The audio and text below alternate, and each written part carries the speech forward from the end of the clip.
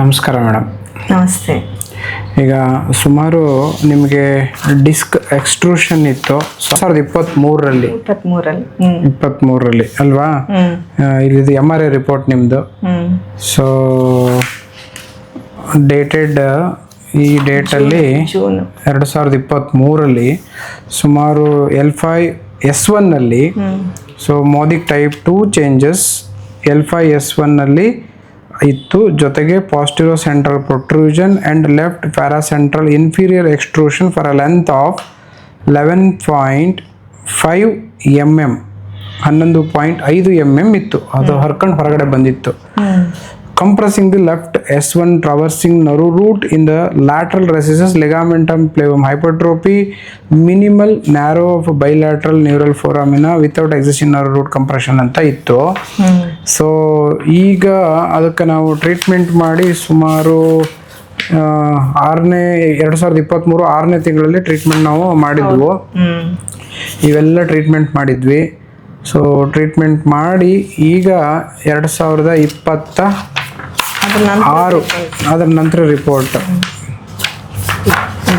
ಅದರ ನಂತರ ರಿಪೋರ್ಟು ಇದು 9ನೇ ತಿಂಗಳು ಸೇಮ್ 2023ರಲ್ಲಿ. So L5S1 same disc desiccation ಜೊತೆಗೆ ಬಲ್ಜು, ಅದು ಪಾಸ್ಟಿರೋ ಸೆಂಟ್ರಲ್ ಡಿಸ್ಕ್ ಪ್ರೊಟ್ರೂಷನ್ ಅಂತ ಬಂದಿದೆ. ಜೊತೆಗೆ ಅಲ್ಲೇನು ನಿಮಗೆ L5S1 ಡಿಸ್ಕ್ ಡೈಮೆನ್ಷನ್ ಎಂಟ್ರೋ ಪಾಸ್ಟೀರಿಯರ್ 9.7 ಆಗಿದೆ. ಹಿಂದೆ ಅದು ಬರೀ 6.1 ಇತ್ತು. ಆಮೇಲೆ ಇದು ಅಷ್ಟೇ ಉಳಿದು ಇಂಪ್ರೂವ್ ಆಗಿದೆ. 18, 20, 18, 17 ಡೈಮೆನ್ಷನ್ ಜಾಸ್ತಿ ಚೆನ್ನಾಗಿ ಬಂದರೆ ಇಲ್ಲಿ ಬರೀ 12, 13, 14 ಇತ್ತು. ಸೊ ಇದು ಜಸ್ಟ್ 3 ಮಂತ್ಸಲ್ಲಿ ನಾವು ಸುದೀರ್ಘವಾಗಿ 1 ತಿಂಗಳುಗಳ ಕಾಲ ನಿಮಗೆ ಆಯುರ್ವೇದದಲ್ಲಿ ಮಾಡ್ಬೋದಾಗಿರ್ತಕ್ಕಂಥ ಎಲ್ಲ ಚಿಕಿತ್ಸಾ ಕ್ರಮಗಳನ್ನು ಮಾಡ್ತಾ ಬಂದಿದ್ವಿ. ಸೊ ಆ ಟೈಮಲ್ಲಿ ನಿಮಗೆ ಸೆಕೆಂಡ್ ಡೇ ಸರ್ಜರಿ ಮಾಡಿಸ್ಬೇಕಿತ್ತು. ಸರ್ಜರಿಗೆ ಹೊರಟಿದ್ರಿ. ಬೈ ಚಾನ್ಸ್ ವಾಕಿನ್ ಬಂದ್ರಿ ಪೇಷಂಟ್ ಆಗಿ. ನಮ್ಮ ಹತ್ರ ಚಿಕಿತ್ಸೆ 1 ತಿಂಗಳು ಆದಮೇಲೆ 2023 ಜೂನ್ ತಿಂಗಳಲ್ಲಿ ಮಾಡಿದ್ವಿ. ಅದಾದಮೇಲೆ ಈಗ ಮತ್ತೆ ಫಾಲೋಅಪ್ಪಿಗೆ ಬಂದಿದ್ದೀರಿ. ಹೇಗಿದ್ದೀರಾ? ಯಾವುದೂ ಕಾಲು ಡಿಫಿಸಿಟ್ಸ್ ಇಲ್ಲ? ಏನೂ ಇಲ್ಲ, ಬರೀ ಸಿಂಪಲ್ ಪೇನ್ ಇದೆ, ಸ್ವಲ್ಪ ಬಿಟ್ಟರೆ ಯಾವುದು ಡಿಫಿಸಿಟ್ಸ್ ಇಲ್ಲ, ಕಾಲು ವೀಕ್ನೆಸ್ ಇಲ್ಲ, ಏನೂ ಇಲ್ಲ, ಆರಾಮಾಗಿದ್ದೀರಿ ಅಂತ ಈಗ ನಾವು ಎಕ್ಸಾಮಿನೇಷನ್ ನೋಡಿದ್ವಿ. ಈಗ ನಿಮ್ಮ ಅನಿಸಿಕೆ ಹೇಳಿ ಮೇಡಮ್. ಯಾಕಂದರೆ ಭಾಳ ಜನ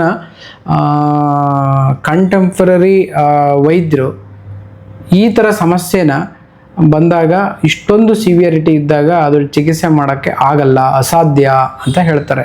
ಅಂದರೆ ಏನು ಬದಲಾವಣೆ ಆಗಲ್ಲ ಅಂತ. MRI ರಿಪೋರ್ಟಲ್ಲೂ ಬದಲಾವಣೆ ತೋರಿಸಿದ್ದೀವಿ. ನಿಮ್ಮಲ್ಲೂ ಕೂಡ ಒಂದು ಸುಮಾರು 4-5 ಹೆಜ್ಜೆ ನಡೆಯೋಕ್ಕೂ ಆಗ್ತಿರಲಿಲ್ಲ ಆ ಕಂಡೀಷನ್. ಆವಾಗ ಆ ಥರ ಇತ್ತು. ಏನು ಹೇಳ್ತೀರಾ? ಯಾಕೆಂದರೆ 1 ತಿಂಗಳು ಸುದೀರ್ಘವಾಗಿ ಚಿಕಿತ್ಸೆ ತಗೊಂಡ್ರಿ. ಇಲ್ಲ, ನೀವು ಹೇಳಿದಾಗೆ ನನಗೆ ತುಂಬ ಕ್ರಿಟಿಕಲ್ ಕಂಡೀಷನ್ ಇತ್ತು. ತುಂಬ ಇನ್ನೇನು ಸಿವಿಯರ್, ನನಗೆ ಪೇನು ತಡ್ಕೊಳಕ್ಕಾಗದೆ ನಾನು ಆಪ್ರೇಷನ್ ಮಾಡಲೇಬೇಕು ಅನ್ನೋ ಡಿಸಿಷನ್ ತಗೊಂಡು ಸುಮ್ಮನೆ ಅಚಾನಕ್ ಇಲ್ಲಿ ಇದೆ ನೋಡೋಣ ಹಾಸ್ಪಿಟ್ಲ್ ವಿಚಾರಿಸೋಣ ಅಂತ ಬಂದಿದ್ದು. ಸಡನ್ನಾಗಿ ನಿಮ್ಮ ಭೇಟಿ ಆದರೆ ಮತ್ತೆ ನಾನು ಮಾತಾಡಿದಾಗ ಇಲ್ಲ ಟ್ರೈ ಮಾಡೋಣ ಅಂತ ಮಾಡಿಸಿದ್ದು. ಫಸ್ಟ್ ಒಂದು 15 ಡೇಸ್ ಅಡ್ಮಿಟ್ ಆಗಿ ಟ್ರೀಟ್ಮೆಂಟ್ ಸ್ಟಾರ್ಟ್ ಮಾಡಿದ್ರಿ. ಒಂದು 5-7 ಡೇಸಿಗೆ ನನಗೆ ಡಿಫ್ರೆನ್ಸ್ ಗೊತ್ತಾಯಿತು. ನನಗೆ ಆದರೂ ಅನುಮಾನ ಇತ್ತು, ನನಗೆ ಆ್ಯಕ್ಚುಲಿ ಎಕ್ಸ್ಟ್ರೂಷನ್ ಇರೋದು, 4 ಹೆಜ್ಜೆನೂ ಹಾಕೋಕ್ಕಾಗ್ತದೆ, ಸಿಕ್ಕಾಬಿಟ್ಟೆ ಸಿವಿಯರ್ ಪೇನ್ ಇತ್ತು ನನಗೆ ನರ. ಹಾಗಾಗಿ ಆಮೇಲೆ 15 ಡೇಸ್ ಮಾಡಿದ್ರಿ, ಮತ್ತೆ ಹಾಗೆ ಟ್ರೀಟ್ಮೆಂಟ್ ಕಂಟಿನ್ಯೂ ಮಾಡಿದ್ರಿ. ನನಗೆ ನಿಜವಾಗ್ಲೂ ಮಿರಾಕಲ್. ಯಾಕಂದ್ರೆ ನೆಕ್ಸ್ಟ್ ಇದನ್ನ MRI ನೋಡಿದಾಗ ಆ ಎಕ್ಸ್ಟ್ರೂಷನ್ ಹೋಗಿ ಇದ್ರದ್ದು ಪ್ರೊಟ್ರೂಷನ್ ಅದು ಬಗ್ಗಿದ್ದು ಮತ್ತೆ ನಾರ್ಮಲ್ ಸ್ಟೇಜಿಗೆ ಬಂತು. ಆರಾಮಾಗಿ ಓಡಾಡ್ಕೊಂಡು ಇದ್ದೆ. ಆಮೇಲೆ ಅದನ್ನ ನಾನು ಹೇಳ್ತೀನಿ ಟೀಚರು ನಿಂತು ಪಾಠ ಮಾಡ್ಬೇಕು, ಅದನ್ನ 4 ಹೆಜ್ಜೆ ಇಲ್ಲಿಂದ ಅಷ್ಟು ದೂರ ಹೋದ್ರೆ ಪೇನ್ ಎಳೆಯೋದು ಇಲ್ಲಿ ನರ ಒತ್ತಿ. ಬಟ್ ಅದೆಲ್ಲ ಸಾಲ್ವ್ ಆಗಿ ಪಾಠ ಮಾಡ್ಕೊಂಡು ಆರಾಮಾಗಿ ಇದ್ದೀನಿ. ಈಗ ಸ್ವಲ್ಪ ಪೇನ್ ಬಂದಿದೆ, ಫಾಲೋಅಪ್ ಬಂದಿದ್ದೀನಿ. ಫುಲ್ ಕಾನ್ಫಿಡೆನ್ಸ್ ನಿಲ್ತೀನಿ ನಾನು. ಆ್ಯಕ್ಚುಲಿ ಈಗ ಒಂದು ಸ್ವಲ್ಪ ಪೇನ್ ಬಂದಾಗಿಂದ ಸ್ವಲ್ಪ ಇದಿದೆ, ಬಿಟ್ಟರೆ ನಾನು ಪಾಠ ಆರಾಮಾಗಿ 3-4 ಅವರ್ ಪಾಠ ಮಾಡ್ತೀನಿ ನಿಂತ್ಕೊಂಡು. ಮಾಡ್ತಾ ಇದ್ದೀನಿ. 6 ಮಂತಿಂದ ಆರಾಮಾಗೇ ಇದ್ದೆ. ಸ್ವಲ್ಪ ಡಿಸ್ಟರ್ಬೆನ್ಸ್ ಆಗಿದೆ. ಹಾಗಾಗಿ ನನ್ಗೆ ಕಾನ್ಫಿಡೆನ್ಸ್ ಇದೆ. ನಾನು ಹೇಳೋದಷ್ಟೇ, ಈ ಥರ ಕೇಸಸ್ ನನ್ನ ಅನುಭವದ ಪ್ರಕಾರ ನಾನು ತುಂಬಾ ಜನಕ್ಕೆ ಇಲ್ಲಿ ಸಜೆಷನ್ ಕೊಟ್ಟಿದ್ದೀನಿ, ತೋರಿಸ್ಕೊಳ್ಳಿ. ಯಾಕಂದ್ರೆ ಸ್ವಲ್ಪ ಆ್ಯಕ್ಚುಲಿ ಇದು ಟ್ರೀಟ್ಮೆಂಟ್ ತಾಳ್ಮೆಯಿಂದ ತಗೋಬೇಕು, ಬಿಟ್ರೆ ಒಳ್ಳೆ ರಿಸಲ್ಟ್ ಕೊಡುತ್ತೆ. ನನ್ನ ಎಕ್ಸ್ಪೀರಿಯನ್ಸ್ ಅದೇನೆ. ಖಂಡಿತ. ಅಂದ್ರೆ ನೀವು ಹೇಳ್ದಂಗೆ ತಾಳ್ಮೆ ಬೇಕು. ಬಂದ ತಕ್ಷಣ ನನಗೆ ರಿಸಲ್ಟ್ ಅಂತಂದ್ರೆ ಸಿಗಲ್ಲ. ಅವತ್ತು ಆ ತಾಳ್ಮೆ ವಹಿಸಿ ಸರಿಯಾದ ಚಿಕಿತ್ಸೆ ತೆಗೆದುಕೊಂಡ್ರೆ ಖಂಡಿತ ಒಂದು ಬದಲಾವಣೆಯನ್ನು ಕಾಣ್ಬೋದು. ಮೀನ್ ಟೈಮಲ್ಲಿ ನೀವು ತುಂಬಾ ಸಮಾಧಾನವಾಗಿ ಟ್ರೀಟ್ಮೆಂಟ್ ತಗೊಂಡ್ರಿ, ಭಾಳ ಡೆಡಿಕೇಟ್ ಆಗಿ ಟ್ರೀಟ್ಮೆಂಟ್ ತಗೊಂಡ್ರಿ. ಅದು ಬಹಳ ಮುಖ್ಯ.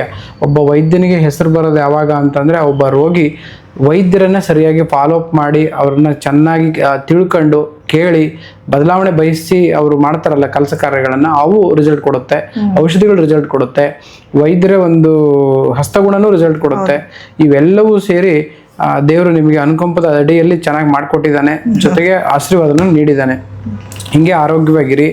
ಯಾಕೆ ಅಂತಂದ್ರೆ ನಿಮ್ಮಂತ ಈ ಕೇಸ್ಗಳು ಇವತ್ತಿನ ಈ ಸೈಂಟಿಫಿಕ್ ಯುಗಕ್ಕೆ ಒಂದು ಡಾಟಾ. ಹಾಗಾಗಿ ಇವತ್ತಿನ ಒಂದು ದೃಷ್ಟಾಂತವನ್ನ ನಿಮ್ಗಿಂದ ತಗೋತಾ ಇದ್ದೀವಿ.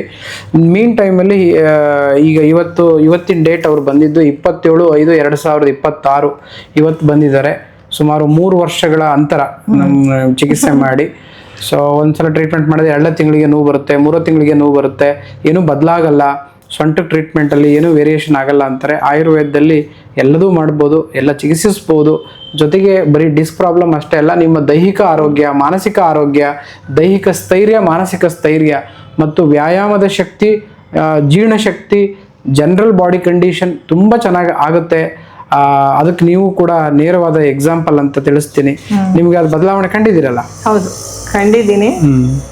ಸುಮ್ನೆ ಆಪರೇಷನ್ ಅಂತ ಹೋಗಕ್ಕಿಂತ ತಾಳ್ಮೆಯಿಂದ ಟ್ರೀಟ್ಮೆಂಟ್ ತಗೋಬೇಕು. ಖಂಡಿತ ಆಗುತ್ತೆ.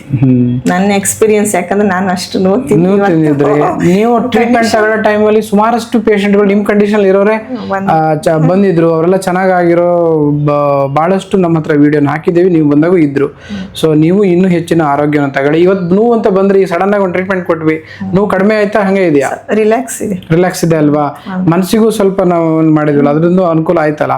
ಸೊ ಮಾಡ್ಕೊಳ್ಳಿ. ಫಾಲೋ ಅಪ್ ಅನ್ನು ಅಲ್ಲೇ ಭದ್ರಾವತಿಯಲ್ಲೇ ಮಾಡಿ. ಏನಾದ್ರೂ ಹೆಚ್ಚುವರಿ ಚಿಕಿತ್ಸೆ ಇದ್ರಲ್ಲಿ ಬೇಕು ಅಂತಂದ್ರೆ ಬನ್ನಿ, ಖಂಡಿತ ನಿಮ್ ಚೆನ್ನಾಗಿ ಮಾಡ್ಕೊಂಡು. Thank you madam. Thank you.